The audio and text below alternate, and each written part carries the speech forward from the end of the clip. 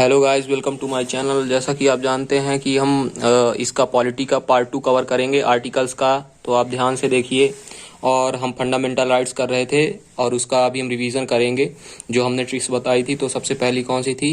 तो ई पाउट थी, तो इक्वलिटी था ई से, और पी से प्रोविजन था, और ओ से अपना क्या था? ओ से अपना मतलब अपॉर्चुनिटी था, यू से अनटचेबिलिटी था, टी से टाइटल था। और बात करें एफ से, तो एफ से क्या था? एफ से यहाँ पे फ्रीडम था। ओ से क्या था? यहाँ पे ऑफेंस था। एल से क्या था? लिबर्टी था। और मतलब जो आर्टिकल मतलब 22 है अपना, उससे क्या था? इस अरेस्ट एंड डिफेक्शन। और यहाँ पे ई जो दिया हुआ है ये 21A है, इस पे क्या था? एजुकेशन। ठीक है, शायद आपको दिख नहीं रहा होगा, तो हम यहाँ पे लिखेंगे एजुकेशन। ठीक है ना। और अब हम अगला पार्ट 2 में अब बताएंगे कहाँ से? यहाँ पे आर्टिकल 23 बताएंगे। तो बात करें तो ये सबसे पहले इसमें आता क्या है? तो शोषण के विरुद्ध अधिकार। तो शोषण के विरुद्ध अधिकार के अंतर्गत 23-24 आर्टिकल। तो शोषण के विरुद्ध अधिकार कौन सा आता है? शोषण के विरुद्ध अधिकार। इसके अंतर्गत 2 आर्टिकल आते हैं। कौन कौन से? उसके अंतर्गत 2 आर्टिकल कौन से? आर्टिकल कौन सा है? आर्टिकल एक 23 है और आर्टिकल एक 24 है। तो आर्टिकल 23 और 24। अगर हम बात करें ट्रिक्स की, तो यहाँ पे ट्रिक कौन सी है? उसकी ट्रिक आप लिख लेंगे। उसकी ट्रिक है टीसी। ठीक है, तो उसकी ट्रिक टीसी है। तो टी से हम क्या लिख लेंगे? Trafficking and forced labour. तो यहाँ पे क्या लिख लेंगे? टी से ट्रैफिकिंग और फोर्स्ड लेबर। ठीक है, ये हो गया। और यहाँ पे 24 की बात करें तो 24 पे क्या है अपना? Child labour. क्या है? Child labour. सी से चाइल्ड लेबर। ठीक है, जैसा कि आपको पता है कि हम 2 ठो कवर कर चुके हैं और इसके बाद हम आगे देखेंगे। तो शोषण के विरुद्ध अधिकार में अभी हमने देखा था जो, उसका एक बार रिवीजन और कर लेंगे। टी से अपना क्या है? यहाँ पे ट्रैफिकिंग फोर्स्ड लेबर, और सी से क्या है? Child labour. तो ये आप याद रखेंगे और ये इंपॉर्टेंट है। और ये याद रखिएगा, शोषण के विरुद्ध अधिकार के अंतर्गत 23-24 आर्टिकल आते हैं। और जो बाकी के आर्टिकल है उनको रिवीजन करते रहिएगा। इसके बाद हम अगली स्लाइड पे चलते हैं, जिसमें हम बात करेंगे धार्मिक स्वतंत्रता का अधिकार। और इस पे आर्टिकल 25 से लेकर 28 तक आता है। ठीक है, किससे मतलब कितना आता है? 25 से 28 तक। ठीक है, तो चलिए आगे हम स्लाइड पे चलते हैं। तो आप देख सकते हैं यहाँ पे धार्मिक स्वतंत्रता का अधिकार आता है इसके अंतर्गत। और इस पे आर्टिकल कौन से आते हैं? 25 से लेके 28 तक के आर्टिकल आते हैं। तो यहाँ पे बात करेंगे आर्टिकल 25 की। आर्टिकल पहले तो आप देख लें इसकी ट्रिक क्या है। ट्रिक इसकी है PMTI। क्या है? PMTI। ठीक है, तो बात करें यहाँ पे आर्टिकल की, तो आर्टिकल यहाँ पे 25 है। और 25 पे आपको देखेंगे तो प्रोपोगेट, प्रोसेस एंड प्रैक्टिस, इसके अंतर्गत ये आएगा। पी से आप याद करेंगे कौन से आते हैं? प्रोपोगेट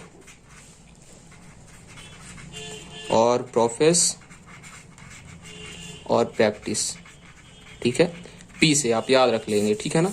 इस पे क्या होता है? इसका मतलब क्या होता है? किसी भी व्यक्ति के अंतःकरण को मानने और उसका आचरण करने का और उसका प्रचार करने की स्वतंत्रता। ठीक है ना, तो आप ये याद रखेंगे, ये समझ सकते हैं आप। और आर्टिकल 26 बात करें। आर्टिकल 26 की बात करें तो सबसे पहले आता है, हम जो कि ट्रिक बनाए थे तो एम बनाए थे ना, एम से आता है मैनेज। तो मैनेज की बात करें तो इस पे क्या होता है? धार्मिक मामलों के प्रबंध की आजादी। क्या है? धार्मिक मामलों के प्रबंध की आजादी, freedom to manage religious affairs. ठीक है, तो इसके अंतर्गत ये आता है। अब बात करेंगे हम अगले स्लाइड की। बात करें आर्टिकल 27 की, तो 27 पे क्या है? टैक्स। अभी हम यहाँ पे PMTI में देखे थे तो पी से कवर हो चुका है, एम भी कवर हो चुका है, टी बाकी है। तो टी से क्या है? Tax, TAX।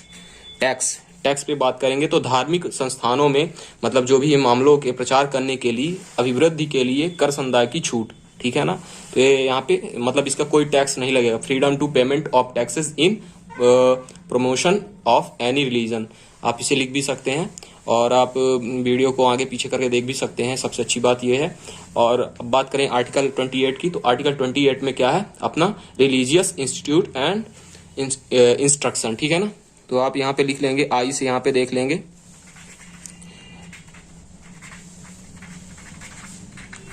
Institute and instruction, ठीक है, ये आप लिख सकते हैं।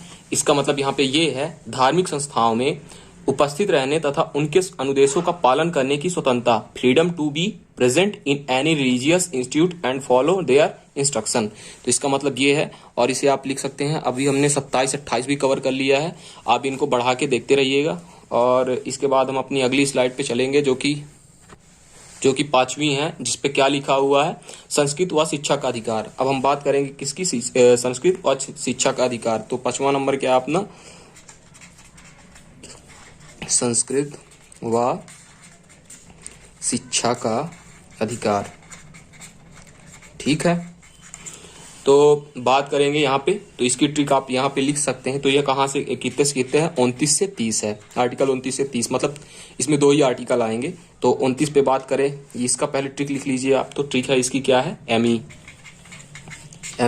ठीक है। तो 29 पे क्या है, सबसे पहले एम, तो एम में क्या आएगा, माइनॉरिटीज आएंगी, ठीक है। और बात करें 30 पे, तो 30 पे क्या आएगा अपना, एजुकेशनल माइनॉरिटीज, ठीक है, एजुकेशनल माइनॉरिटीज। अब बात करेंगे इसकी माइनॉरिटीज कैसी होती हैं, तो एक मतलब रिलीजियस भी होती हैं, ठीक है, कैसी होती हैं, रिलीजियस भी होती हैं, और यहाँ पे लिंगुअल भी होती, भाषाई आधार पे। हमारे मतलब जो आर्टिकल में है, तो इन पे 2 तरह की माइनॉरिटीज दी हुई हैं, जिसपे क्या है, एक भाषाई आधार पे है और एक मतलब जो कि धार्मिक आधार पे है। तो बात करें तो धार्मिक आधार पर हिंदू समुदाय को छोड़कर बाकी सारी जितने अंतर्गत आती हैं, और भाषाई आधार पर छोड़ें तो भाषाई आधार पे मतलब जो भी माइनॉरिटीज आती हैं, तो किसी निश्चित क्षेत्र में क्षेत्रीय भाषा ना बोले जाने वाली भाषा, ठीक है ना। अब यहाँ पे आर्टिकल हमारा 29 भी हो चुका है और 30 भी हो चुका है, ठीक है, और आप इनको याद रखते रहिएगा, ठीक है। और हम अपनी अगली स्लाइड पे चलेंगे इसी के साथ। और गाइज यहाँ पे आर्टिकल 31 भी था, पहले था, अब नहीं है, अब हट चुका है। उस पे 44 कॉन्स्टिट्यूशन अमेंडमेंट जो हुआ था, सीए कॉन्स्टिट्यूशन अमेंडमेंट में क्या हुआ था, उसे हटा दिया गया था। और यहाँ पे जब इसे अनुच्छेद 300A में अब ये जो है तो किसमें शामिल हो चुका, संपत्ति का अधिकार था, पहले लिख लेते हैं, संपत्ति का अधिकार था, ठीक है, संपत्ति का अधिकार था। और संपत्ति का अधिकार अब ये यहाँ से कूद कर कहाँ पे चला गया है, 300A पे चला गया है, ठीक है ना, आप ये याद रखेंगे। और जहां पर ये एक विधिक अधिकार बन चुका है, अब ये आर्टिकल जो है ना, तो ये अब पहले जो संपत्ति का अधिकार था फंडामेंटल राइट में आता, अब ये फंडामेंटल राइट में नहीं आता है। अब बात करेंगे आर्टिकल 32 की, तो आर्टिकल 32 में क्या है अपना, संवैधानिक उपचारों का अधिकार। क्या है, संवैधानिक, दिख नहीं रहा होगा, थोड़ा वो कर लेते हैं, हाँ, संवैधानिक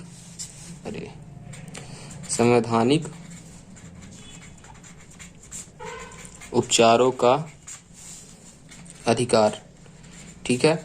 ये क्या है, ये जो है, ये फंडामेंटल राइट जो है, तो मतलब जो है स्पेशली ये मतलब सभी में सुप्रीम, मतलब ये जो है तो सभी मौलिक अधिकारों को महत्वपूर्ण है इसमें से, ठीक है ना। ये अनुच्छेद सुप्रीम कोर्ट को मौलिक अधिकारों के संबंध में विशेष शक्तियां देता है, ठीक है। और इसकी बात करें तो जब भी किसी के मौलिक अधिकारों का हनन होता है तो संबंधित व्यक्ति सुप्रीम कोर्ट में सीधे अपील कर सकता है इसके तहत, ठीक है ना। और जो सुप्रीम कोर्ट है इस संबंध में रिट जारी करती है और व्यक्ति के मौलिक अधिकारों को बहाल करती है। इसीलिए सुप्रीम कोर्ट को मौलिक अधिकारों का गारंटर भी कहा जाता है, और इसके महत्व के कारण अम्बेडकर जी ने इसे संविधान की आत्मा कहा था, जैसा कि हमने आपको पहले भी बता चुका है ये चीज़, ठीक है। और इसी के साथ अपने यहाँ पे सारी स्लाइड मतलब खत्म होती है, और आज के वीडियो में इतना ही। और अभी खत्म नहीं हुआ है, अभी इसके बारे में हम ट्रिक के बारे में याद कराएंगे, मतलब एक बार सारी ट्रिक से मतलब वो कराएंगे, तो आप बने रहिए अभी। तो चलिए, वो हमारी स्लाइड आ चुकी है, तो हम अपनी स्लाइड पे अब रिवीजन करेंगे, जिसपे क्या है, सबसे पहले तो ई से अपना आता है क्या, इक्वलिटी। क्या आता है, इक्वलिटी। तो ये कौन से आर्टिकल पे है, ये 14 पे है, ठीक है ना, आर्टिकल 14। हम आर्टिकल भी लिखते जाएंगे, हम रिवीजन कर रहे हैं इस पे। और पी पे आता है क्या अपना, पी से आता है प्रोविजन, तो जिसपे आता है क्या है, ये 15 पे आर्टिकल पे, ठीक है ना। और ओ से आता है अपॉर्चुनिटी, तो ये 16 पे आता है। और यू आता है 17 में, अनटचेबिलिटी, ठीक है ना, आर्टिकल 17 में। और यहाँ पे टाइटल जो आता है तो आर्टिकल 18 में आता है, तो ये अपना ख़त्म है। और बात करें अब अगले स्लाइड, मतलब अगले उस पे, तो एफ से आता है फ्रीडम, ये किस पे है, ये 19 में है। और इसी में जो है तो ट्रिक है कौन सी, समर्पण वाली, तो आप ये याद रखेंगे, स्पीच हो गया, ये सब वगैरह आप ये करते रहिएगा, हम लिखे दे रहे हैं ये, ठीक है। और कहेंगे तो लास्ट में हम रिवीजन भी कर लेंगे। तो ये पे फ्रीडम हो गया, ओ से ऑफेंस हो गया, ये कौन से उसमें है, 20 में है। और लिबर्टी जो है तो ये 21 में है। और जो मतलब ए से अरेस्ट है, अरेस्ट एंड डिफेक्शन, ये है जो अपना 22 पे है। और यहाँ बात करें हमने ई को क्यों छोड़ा, तो ये 21 ए में है, ठीक है ना। तो ये आप याद रखेंगे। और ये क्या है, मतलब शिक्षा का अधिकार है, ठीक है ना। और इसके बाद बात करें टी से, तो टी में आता है ट्रैफिकिंग, क्या है, ट्रैफिकिंग पे आता है, ठीक है ना। ट्रैफिकिंग में, तो ट्रैफिकिंग में क्या टी से आता है, ठीक है ना। और इसके बाद सी पे आता है चाइल्ड लेबर, तो ये कौन से उस पे है, सबसे पहले बात करें तो ये 23 पे है और ये 24 पे है, तो आप ये याद रखेंगे। और इसके बाद अपना आता है क्या, टी हो गया, सी हो गया। अब इसके बाद पी आता है अपना, तो पी से बात करें तो पी से आ गया प्रोपोगेट, प्रोफेस और प्रैक्टिस, तो याद रखेंगे ये चीज़। और एम से क्या आता है, मैनेज रिलीजियस अफेयर, एम से आप याद रख सकते हैं ये चीज़। और टी से अपना आता है टैक्स, ठीक है।